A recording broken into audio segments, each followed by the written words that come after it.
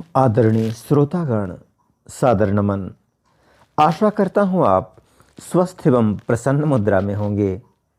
आज आपके समक्ष प्रस्तुत है श्रीमद् भागवत महापुराण चतुर्थ स्कंध षोडशो अध्याय, जिसमें वंदी जन द्वारा महाराज पृथु की स्तुति का वर्णन है।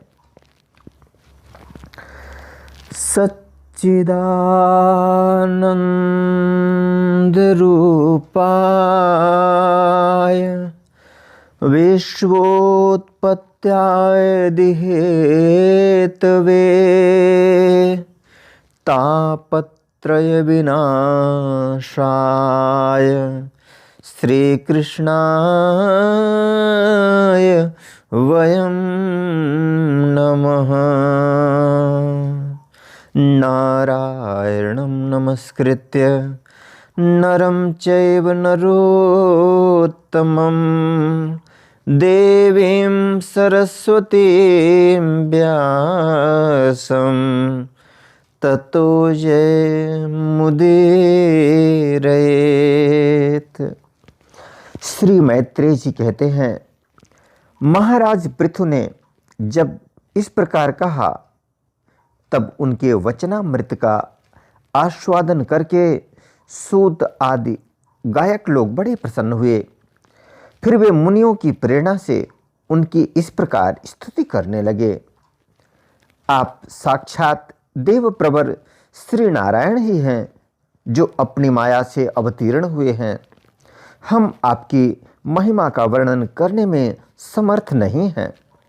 आपने जन्म तो राजा वेन के मृतक शरीर से लिया है, किंतु आपके पौरुषों का वर्णन करने में साक्षात ब्रह्मादि की बुद्धि भी चकरा जाती है। तथापि आपके कथामृत के आस्वादन में आदर बुद्धि रखकर मुनियों के उपदेश के अनुसार उन्हीं की प्रेरणा से हम आपके परम प्रशंसनीय कर्मों का कुछ विस्तार करना चाहते हैं। आप साक्षात श्री हरि के कलावतार हैं और आपकी कीर्ति बड़ी उदार है। ये धर्मधारियों में श्रेष्ठ महाराज पृथु लोक को धर्म में प्रवृत्त करके धर्म मर्यादा की रक्षा करेंगे तथा उसके विरोधियों को दंड देंगे। ये अकेले ही समय समय पर प्रजा के पालन पोषण और अनुरंजन आदि कार्य के अनुसार अपने शरीर में भिन्न भिन्न लोकपालों की मूर्ति को धारण करेंगे तथा यज्ञ आदि के प्रचार द्वारा स्वर्गलोक और वृष्टि की व्यवस्था द्वारा भूलोक दोनों का ही हित साधन करेंगे। ये सूर्य के समान अलौकिक महिमान्वित प्रतापवान और समदर्शी होंगे। जिस प्रकार सूर्य देवता 8 महीने तपते रहकर जल खींचते हैं और वर्षा ऋतु में उसे उड़ेल देते हैं, उसी प्रकार ये कर आदि के द्वारा कभी धन संचय करेंगे और कभी उसका प्रजा के हित के लिए व्यय कर डालेंगे। ये बड़े दयालु होंगे। यदि कभी कोई दीन पुरुष इनके मस्तक पर पैर भी रख देगा तो भी ये पृथ्वी के समान उसके इस अनुचित व्यवहार को सदा सहन करेंगे। कभी वर्षा न होगी और प्रजा के प्राण संकट में पड़ जाएंगे तो ये राजवेशधारी श्री हरि इंद्र की भांति जल वर्षा कर अनायास ही उसकी रक्षा कर लेंगे।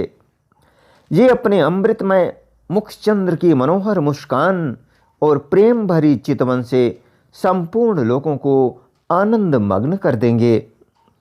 इनकी गति को कोई समझ न सकेगा। इनके कार्य भी गुप्त होंगे तथा उन्हें संपन्न करने का ढंग भी बहुत गंभीर होगा। इनका धन सदा सुरक्षित रहेगा। ये अनंत महात्म्य और गुणों के एकमात्र आश्रय होंगे। इस प्रकार मनस्वी पृथु साक्षात वरुण के ही समान होंगे। महाराज पृथु वेन रूप अरण्य के मंथन से प्रकट हुए अग्नि के समान हैं। शत्रुओं के लिए ये अत्यंत दुर्धर्ष और दुस्सह होंगे। ये उनके समीप रहने पर भी सेनादि से सुरक्षित रहने के कारण बहुत दूर रहने वाले से होंगे। शत्रु कभी इन्हें हरा नहीं सकेंगे। जिस प्रकार प्राणियों के भीतर रहने वाला प्राण रूप सूत्रात्मा शरीर के भीतर बाहर के समस्त व्यापारों को देखते रहने पर भी उदासीन रहता है, उसी प्रकार ये गुप्तचरों के द्वारा प्राणियों के गुप्त और प्रकट सभी प्रकार के व्यापार देखते हुए भी अपनी निंदा और स्तुति आदि के प्रति उदासीनवत रहेंगे। धर्म मार्ग में स्थित रहकर अपने शत्रु के पुत्र को भी दंडनीय न होने पर कोई दंड न देंगे और दंडनीय होने पर तो अपने पुत्र को भी दंड देंगे। भगवान सूर्य मानसोत्तर पर्वत तक जितने प्रदेश को अपनी किरणों से प्रकाशित करते हैं, उस संपूर्ण क्षेत्र में इनका निष्कंटक राज्य हो रहेगा। उस संपूर्ण क्षेत्र में इनका निष्कंटक राज्य रहेगा। ये अपने कार्यों से सब लोगों को सुख पहुंचावेंगे, उनका रंजन करेंगे। इससे उन मनोरंजनात्मक व्यापारों के कारण प्रजा इन्हें राजा कहेगी। ये बड़े दृढ़ संकल्प, सत्य प्रतिज्ञ, ब्राह्मण भक्त, वृद्धों की सेवा करने वाले, शरणागत वत्सल, सब प्राणियों को मान देने वाले और दिनों पर दया करने वाले होंगे।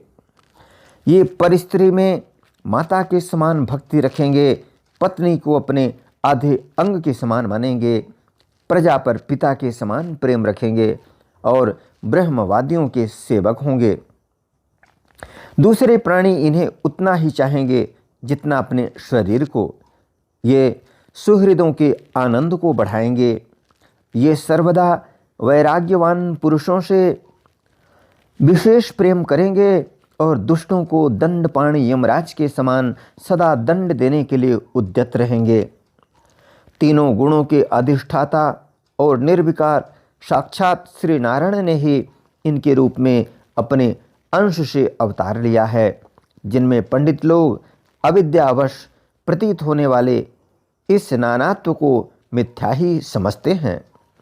ये अद्वितीय वीर और एक छत्र सम्राट होकर अकेले ही उदयाचल पर्यंत समस्त भूमंडल की रक्षा करेंगे तथा अपने जयशील रथ पर चढ़कर धनुष हाथ में लिए सूर्य के समान सर्वत्र प्रदक्षिणा करेंगे। उस समय जहाँ तहाँ सभी लोकपाल और पृथ्वीपाल इन्हें भेंटें समर्पण करेंगे। उनकी स्त्रियां इनका गुणगान करेंगी और इन आदिराज को साक्षात श्री हरि ही समझेंगी। ये प्रजापालक राजाधिराज होकर प्रजा के जीवन निर्वाह के लिए गोरूप धारिणी पृथ्वी का दोहन करेंगे और इंद्र के समान अपने धनुष के कोनों से बातों की बात में पर्वतों को तोड़ फोड़ कर पृथ्वी को समतल कर देंगे। रणभूमि में कोई भी इनका वेग नहीं सह सकेगा। जिस समय ये जंगल में पूंछ उठाकर विचरते हुए सिंह के समान अपने आजगव धनुष का टंकार करते हुए भूमंडल में विचरेंगे, उस समय सभी दुष्टजन इधर उधर छिप जाएंगे।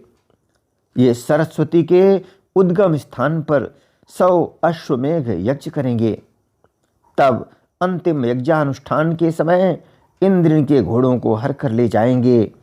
अपने महल के बगीचे में इनकी एक बार भगवान सनत कुमार से भेंट होगी। अकेले उनकी भक्तिपूर्वक सेवा करके ये उस निर्मल ज्ञान को प्राप्त करेंगे जिससे परब्रह्म की प्राप्ति होती है।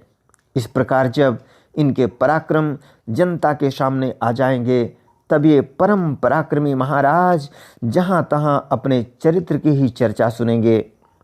इनकी आज्ञा का विरोध कोई भी न कर सकेगा तथा ये सारी दिशाओं को जीतकर और अपने तेज से प्रजा के क्लेश रूप कांटे को निकालकर संपूर्ण भूमंडल के शासक होंगे।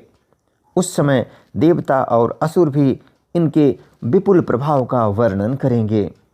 इति श्रीमद्भागवते महापुराणे पारमहंस्यां संहितायां चतुर्थ स्कंधे षोडशो अध्याय। बोलो वृंदावन विहारी लाल की जय।